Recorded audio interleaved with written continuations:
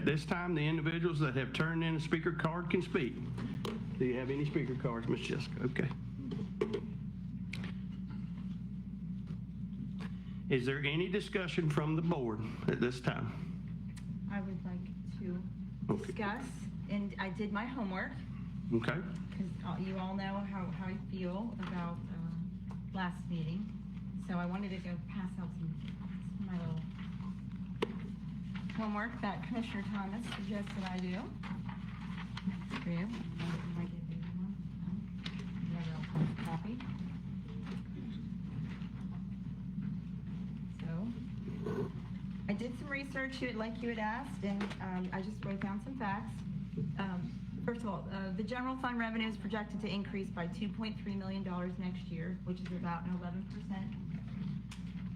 11% increase in revenues generated by taxes as the board control. As of August, the consumer price index was like 2.9%. So just these are suggestions, like I said, these I'm putting out there. Y'all just read over them. I'll go ahead and read it myself, and it's just options like you proposed.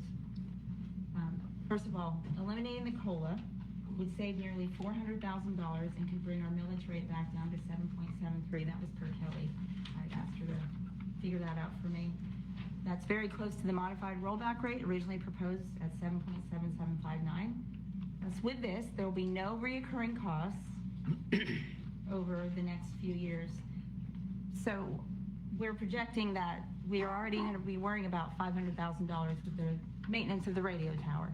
So the $500,000 plus the $400,000, that's like $900,000 that will be going further into debt. The difference in revenues, you can read this, the static rate is 7.9, the modified rollback is 7.7759, so it's only $295,000. Is there any way we could absorb that? Doing it away with the COLA would get us past that and leaves everything else in place, nothing else changes. It's not that I don't feel like the staff is well deserved for the COLA, 100%. I just feel like looking at the entire financial well-being of the county as a whole. And also, we're looking at to possibly, hopefully, get some competition with insurance, because I know that was one of the reasons why we presented the COLA, because our insurance rates were going up. The other option was during that budget exercise, I looked back at the recommendation of Commissioner Messersmith, and we looked at doing away with possibly, not doing away, maybe like taking some 25% of the overtime. The original, it was $158,477. So 25% of that would be close to $40,000. We could even do 10%, close to $16,000. The travel and elective training, not the required training, doing away. I think it was 118,000, somewhere in that vicinity. 25% of that would be around 30,000. 10% around 12,000. Also, capital spending, new capital spending. 10% reduction would be about 160,000. 5% reduction, about $80,000. So looking at some of those scenarios, 25% reduction of the OT and travel, plus the 10% new capital spending, that would be 229,000, which would equal to 0.0961 mils, which what you do is you just take, I just took 7.9 minus the 0.0961, and that comes up with 7.8039.